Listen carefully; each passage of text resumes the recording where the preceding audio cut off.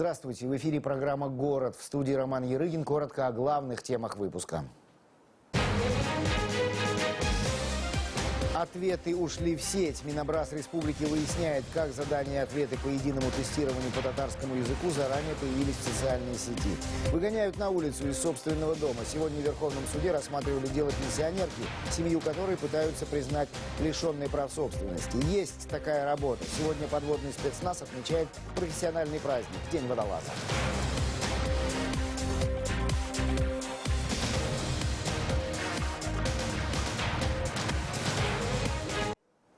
Скандал со сдачей единого республиканского тестирования по татарскому языку разразился в Татарстане. Все произошло на прошлой неделе. За день до начала экзамена все задания и ответы тестирования для девятиклассников появились в социальной сети ВКонтакте.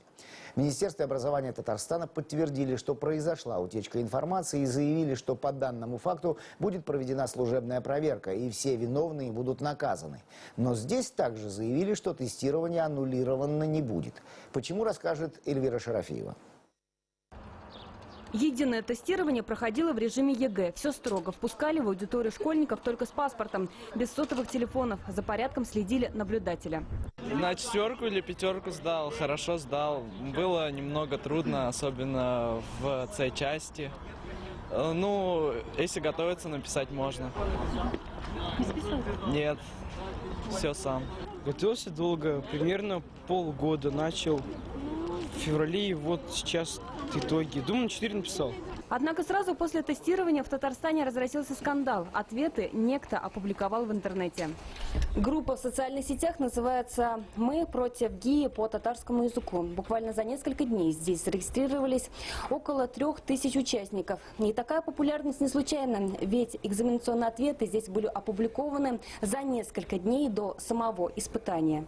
О том, что ответы в соцсети были верными, благодарные девятиклассники сообщили сразу после экзамена. Совпало, но уже не надо, сделала сама. Походу верные, у меня такие же почти ответы были. Норм, спасибо, ребят, вообще помогли. Между тем, в Минобразовании Татарстана заявили, что утечку информации обнаружили. По факту идет служебная проверка, однако ничего криминального в этом нет, говорят чиновники. По их данным, экзамен, к которому школьники готовились полгода, никак не повлияет на аттестат. Это было что-то вроде массового среза знаний. Хочется предупредить родителей школьников, что проведение единого республиканского тестирования по татарскому языку на получение аттестата не влияет. Оценка будет выставляться в журнал. Ближе к 20 мая результаты все будут известны, и это только повлияет на выведение итоговой оценки. Всерьез сомневается в объективности оценки знаний путем ЕГЭ преподаватель факультета журналистики КФУ Дмитрий Туманов. Он уверен, тестовая система снизила образованность. В Казанском университете даже 100-бальникам приходится снова объяснять школьную программу, сетует доцент. Это не просто не выявляет лучших, это еще усугубляет ситуацию, когда люди выходят. Но, как говорил Козьма Прутков, специалист подобен флюсу. Так вот, они такие же односторонние. Они выходят только с теми знаниями, которые им вдолбили при зубрежке. А это не дает им возможность ни аналитически мыслить, ни художественно осмыслять. Они не становятся полноправными личностями, они не становятся полноправными мыслителями. Итоги служебной проверки Миноборнауки станут известны через 3 дня. Эльвира Шарафиева, Дмитрий Рыженко, телеканал «Эфир». Сегодня в Московском районном суде продолжались слушания по делу о крушении теплохода «Булгария». Перед потерпевшими обвинением выступили обвиняемые.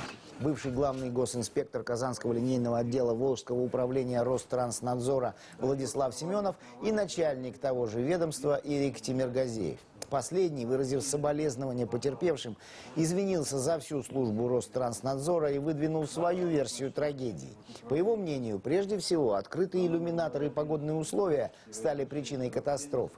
Кроме того, в момент рокового поворота в рубке отсутствовал капитан, который якобы отлучился в каюту к родственникам. А ведь именно его профессионализм и умелые действия, считает Тимиргазеев, помогли бы выровнять судно и предотвратить его затопление. Он был уверен, что за короткое время ничего неожиданного не произойдет.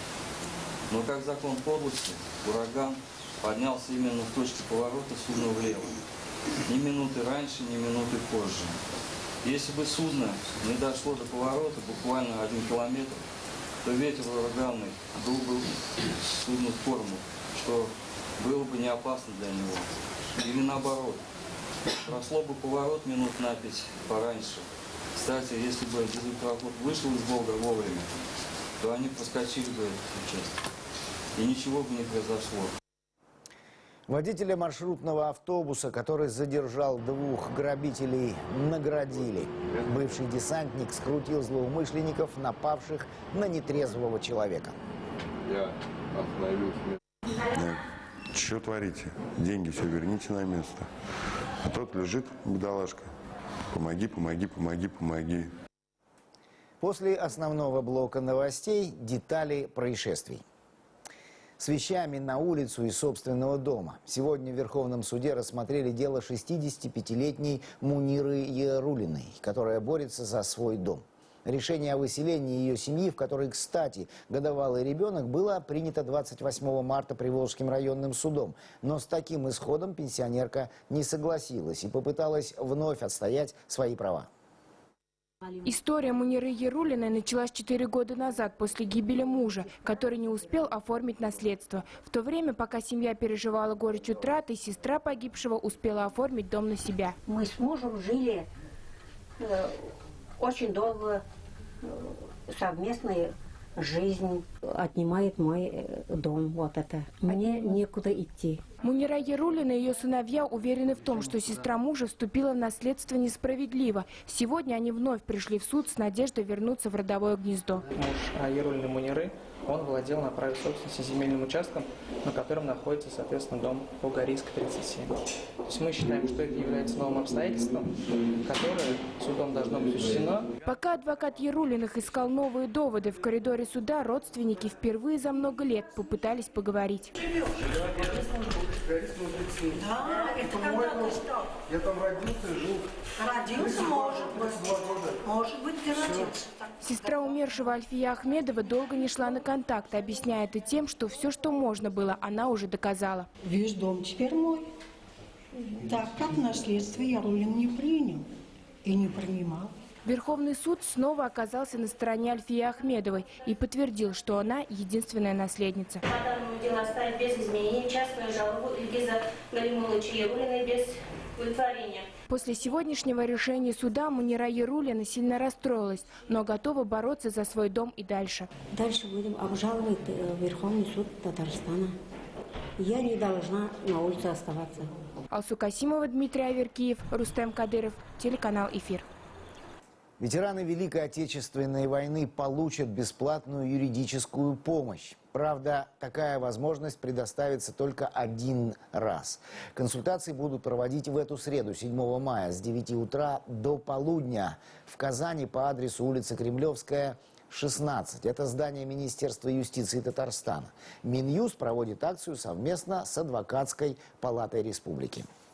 Сегодня стал известен график ремонта и опрессовок тепловых сетей Казэнерго. В соответствии с ним в домах горожан будут отключать горячую воду. Работы в разных районах столицы будут проходить с мая по август. Также с 12 мая гидравлические испытания начнут казанские тепловые сети. Точные даты опрессовок и список домов, попадающих под отключение, можно найти на сайте эфир24.тв. Продолжим после рекламы. Предприимчивые жены и удачливые мужья госслужащие. Опубликованы сведения о доходах чиновников Казанской мэрии. Мы узнали, кто больше всех заработал в минувшем году. Ремарк по-татарски. В театре имени Карима Тинчурина герои романа «Возлюби ближнего своего» заговорят на татарском языке.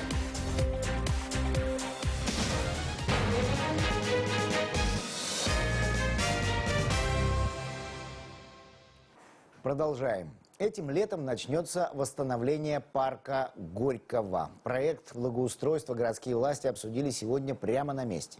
Первым делом приведут в порядок дорожки и освещение, отремонтируют пешеходный мост, установят скамейки и урны. Взамен аварийных деревьев и сухостоя высадят 850 новых. Также посадят кустарники и многолетние цветы. Этим летом появится и новый вход в парк со стороны улицы Вишневского. Устроят детскую игровую площадку и парковку. Мэр города города поручил позаботиться и о белках, которые живут в парке. Ильсур Метшин считает, что, посоветовавшись с экологами, нужно установить для животных специальные домики-бельчатники.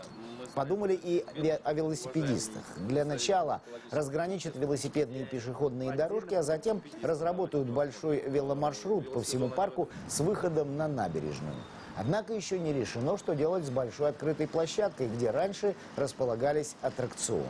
Мы планировали, надо посоветоваться с жителями, что они здесь видят. Да, детская площадка обязательно, какие-то детские игровые площадки, горки там и так далее. Но вот большой парк, мы знаем, что здесь йогой занимаются, для них предусмотреть место обязательно.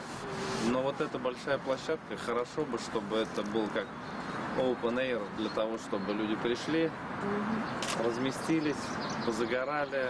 То есть идеальный газон должен быть. Надо очень бережно подходить к деревьям. И даже очень зрелым деревьям надо подходить бережно, потому что для парка характерно долголетние деревья, очень зрелые деревья, деревья перестойные, деревья, находящиеся уже в возрасте 100 лет и более. Супруга мэра Казани зарабатывает в 23 раза больше мужа. Среднемесячный доход руководителей столицы Татарстана составил 233 тысячи рублей. Сегодня исполнительный комитет Казани опубликовал данные о доходах муниципальных служащих. О том, кто и сколько зарабатывает, в материале Александра Третьякова. По общему доходу руководители Казани расположились в следующем порядке. Самый большой среднемесячный доход у семьи мэра. Ильсур Метшин с супругой в течение прошедшего года получали в среднем почти 8 миллионов в месяц. Стоит отметить, что доход жены казанского градоначальника в 23 раза больше, чем у мужа. По сравнению с прошлым годом доход семьи Ильсура Метшина вырос на 2,4 миллиона рублей в месяц. Всего за 2013 год семья главы города получила 94 миллиона 676 тысяч рублей доходов. Это на 29 миллионов больше, чем в 2012 году. На второй позиции рейтинга с почти 7-кратной разницей первый заместитель главы Казани Оскар Прокопьев. В 2013 году они с супругой получали в среднем по 1 миллиону 200 тысяч рублей в месяц. Это на 34 тысячи рублей меньше, чем в 2012 году. Стоит отметить, что по сравнению с 2012 годом доходы Оскара Валерьевича сократились на 300 тысяч рублей. Однако гораздо больше стала получать его супруга. Если в 2012 году ее среднемесячный доход составлял 11 тысяч рублей, то уже к 2013 году он вырос до 285 тысяч рублей. За год семья получила 14 миллионов 700 тысяч рублей доходов. Это на 400 тысяч меньше, чем в 2012 году. Тройку лидеров замыкает первый заместитель руководителя исполнительного комитета Казани Азат Нигамадзянов. В ушедшем году ежемесячно они с женой получали в 4 раза меньше Оскара Прокопьева с супругой и в 26 раз меньше, чем семья Ильсура Метшина. Среднемесячный доход семьи Нигамадзянова в 2013 году составил почти 300 тысяч рублей. За год семья заработала 3,5 миллиона. Это на полмиллиона больше, чем в 2012 году. Исходя из опубликованных данных о доходах и имуществе чиновников Казанской мэрии, можно составить обобщенный портрет руководителя высшего звена и его супруги. Среднемесячный доход такого чиновника равняется приблизительно 230 тысячам рублей. Он живет в квартире площадью 157 квадратных метров, либо жилом доме в 281 квадратный метр. Как правило, имеет земельный участок не менее 1000 квадратных метров. А вот с автотранспортом у среднего руководителя из Казанской мэрии дела обстоят попроще. В собственности у него мотороллер, мотоцикл или отечественный автомобиль. Супруга такого чиновника получает доход 120 тысяч рублей в месяц, делит недвижимость с мужем и, как правило, ездит на BMW X3. Этот автомобиль является самым популярным у жен руководителей исполкома и городской думы Казани. Подробнее о доходах городских чиновников можно узнать на официальном портале мэрии Казани. Александр Третьяков, телеканал «Эфир». Сегодня в Казани торжественно отметили завершение всероссийской акции «Вахта памяти». Основная цель этой самой акции – сохранение памяти о Великой Победе. Акция стартовала месяц назад, и за это время в школах и СУЗах Советского района проводились уроки мужества. Около 1500 волонтеров помогли по хозяйству одиноким ветеранам и привели в порядок воинские захоронения. В рамках закрытия акции на площади перед зданием военного комиссариата развернулась концертная программа, звучали песни военных лет. Участники акции почтили память погибших минутой молчания, возложили гирлянду к вечному огню. Почетными гостями стали ветераны Великой Отечественной войны. это всенародный праздник, очень долгожданный, очень много вкладывал наш народ для того, чтобы добиться этой победы.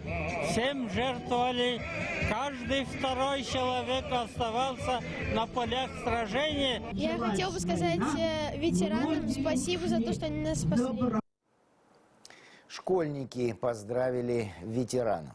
Учащиеся 121-й гимназии, вооружившись открытками, решили лично сказать героям спасибо. Ветераны начали принимать поздравления еще 1 мая. За это время было вручено около 150 открыток от имени президента Республики Татарстан и мэра города. По словам учеников, ветераны таким встречам очень рады, и даже, казалось бы, просто открытка вызывает у них массу эмоций. Ведь в преддверии празднования Дня Победы самым дорогим для них является внимание, как, впрочем, и в любой другой день. Приятно, приятно. Как же, милые. Только бы я все вот говорю, чтобы не было войны. Вот чего. Обследование природных водоемов, обслуживание гидроэлектростанций и нефтяных платформ, а самое главное – спасательные работы. Все это профессия водолазов. Сегодня они отмечают свой профессиональный праздник. Провозгласили его в 1882 году. Правда, указ об учреждении 5 мая профессиональным праздником был подписан намного позднее. 12 лет назад его подписал президент России. В этот день, как правило, проходят торжественные мероприятия и показательные спортивные состязания. Но не в нашем сюжете. В рабочие будни водолазов специального отряда быстрого реагирования погрузилась Эльмира Галиахметова. Профессия водолаза считается редкой и опасной. И посвятить свою жизнь этой тяжелой работе могут лишь сильные духом люди. Так вот, чтобы оценить их труд, 5 мая провозгласили Днем водолаза. И дату выбрали не случайно. В этот день, 132 года назад, в Кронштадте была открыта первая в мире водолазная школа. На этих кадрах сотрудники боевого водолазного отделения СОБРа проводят спецоперацию по освобождению заложников. Работать приходится без бронежилетов, иначе из воды вместе с освобожденными будет выйти не так-то просто. А при выполнении задания скорость имеет решающее значение. Сейчас разрабатываются бронежилеты для моряков, но мы их не используем. В основном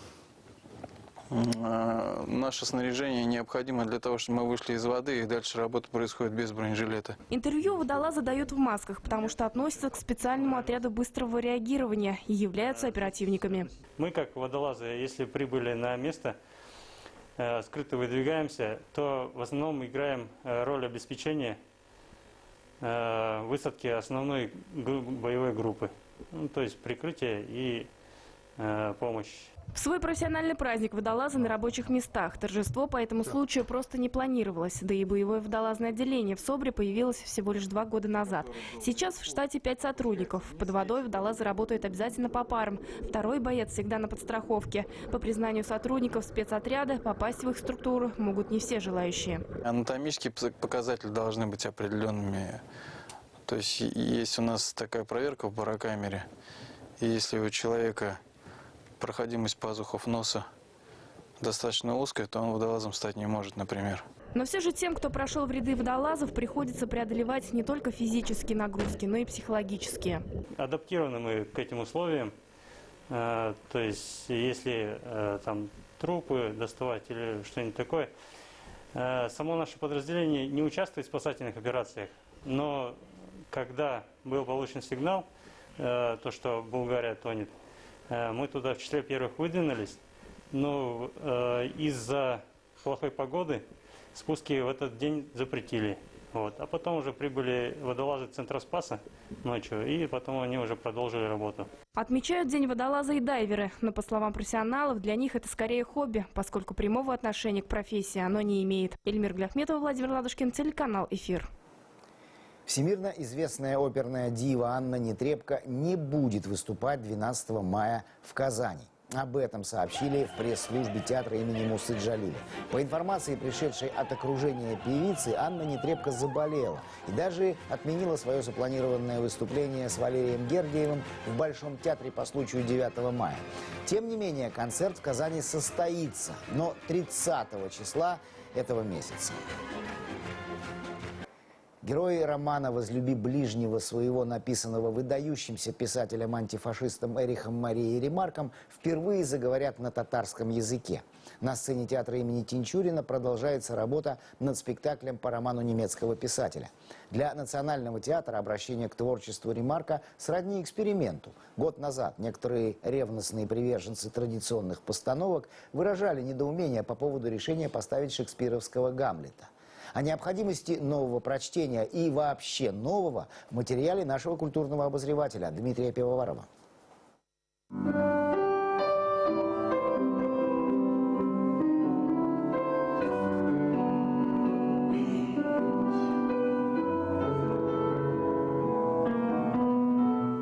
Люди постоянно переступают черту и пересекают границу. Метафоричный сценический мир, тем не менее, буквален. В придуманном состоянии будут существовать 40 актеров Тинчуринского театра, погружаясь, тем не менее, в реалии событий после Первой мировой войны. Разбитые судьбы и вечные ожидания, надежды на что-то человечное. Доктор Равик и Жоан Маду, Лилиан и Клерфе, Роберт и Патриция, Рут и Керн. Сколько восхитительных историй прошло через наше восприятие выдающегося автора. И если подходить к моей роли, то здесь больше про молодость, про любовь, про то, что независимо от того, какие события происходят за окном, какие трагедии происходят с тобой, моей героине хочется жить, хочется любить. Для вчерашней студентки Гузель Галиуллиной роль немецкой еврейки Рут стала большим испытанием. Девушка училась не только встрече с великой литературой, но и освоила творческие навыки. Например, научилась игре на фортепиано. Антифашистская направленность романов Эриха Марии Ремарка всегда уступает место любовным темам, которые являются главенствующими. Не исключение составил роман «Возлюби ближнего своего». Кстати, он ставится впервые не только в истории татарского театра, но и в истории российского. Перевод на татарский язык инсценировки режиссера Резиды Гариповой «Все мы люди» по роману Ремарка «Возлюби ближнего своего» осуществил актер Шамиль Фархудинов. Теперь в драме работает несколько поколений актеров. Мы хотели сделать акцент лишь на том, чтобы люди, посмотрев наш спектакль, все-таки, уходя со зрительного зала, задумались и вспомнили, когда они последний раз помогали, когда они последний раз даже говорили «спасибо». Хотя такое простое слово «спасибо». Либо происходит какая-нибудь ситуация, когда человек падает, мы же смеемся. Только потом идет какая-то помощь. Но не сопереживаем этому. Режиссер будущего спектакля по Ремарку, который называется «Все мы люди», уверена, что тема потерянного поколения, последствия войны вне ее географии станет понятной. Сложность в другом, условном сценическом мире. Я открываю роман Ремарка, я понимаю, что он нужен для того, чтобы немножечко смягчить сердца тех людей, которые сегодня живут. Потому что то, что происходит сегодня, то, что я вижу сегодня, то, что происходит по телевизору, то, что происходит вокруг меня, меня это очень сильно пугает. Дмитрий Пивоваров, Дмитрий Рженко, телеканал «Эфир». Накануне после победы Рубина над Уралом мы показали кадры, где об игре говорит тренер казанцев. Сегодня вы услышите наставника екатеринбуржцев. Далее новости спорта от Марселя Бигбаева.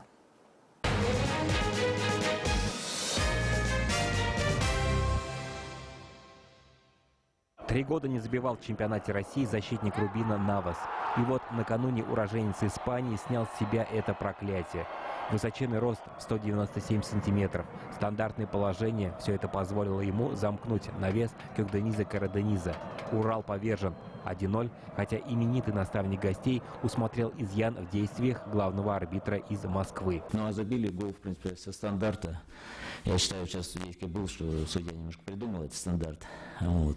Через паузу свистнул. Второй тайм лучше выглядели и имели преимущество. Здесь, наверное, Рубин чуть подсел. Сыграв у себя дома, футболисты казанского Рубина в следующем туре выступят на выезде. В Самаре нас ждут местные крылья Советов, которые в этом году использовали казанский стадион в Сазгороде в качестве домашней арены в матче против Терека. Баскетболисты «Уникса» узнали имя своего соперника на стадии четвертьфинала единой лиги. Речь идет о самарской дружине под названием «Красные крылья». В следующем раунде казанцы могут сразиться с победителем тандема ЦСКА «Локомотив». Профессионалы из клуба «Синтез» проведут во вторник второй матч полуфинала чемпионата России. Чтобы попасть в золотую серию, подопечным Илека Зинурова необходимо одержать еще одну победу над московским «Динамо». С коллективом из Нижнего Новгорода под названием «All Bucks» сразились казанцы на своем поле в рамках федеральной лиги. В общей сложности по всей стране в ней задействованы 70 коллективов, которые выступают в 8 группах. Против нижегородцев не сумел сыграть студент из Зимбабве Муфара Муджара, но у африканца была уважительная причина. Экзамен, то есть у него учеба, конечно, первостепенная. Вот. Ребят, иностранцев очень много, они, как раз, на самом деле, на родине своей владеют, как сказать, регбийным мячом. Но мы с этой командой играем не только в рамках федеральной лиги, играли еще на пляжных турнирах. В принципе, интересно всегда играть с ребятами, иностранцами, как бы со студентами, вот, потому что мальчишки молодые, как бы, то есть у нас тоже все студенты, школьники, большая часть ребят. Казанцы не оставили ни единого шанса соперникам, разгромив их 68-0. Марсель Бекбаев, Дмитрий Рыженко, телеканал «Эфир». Ну, а мы продолжаем.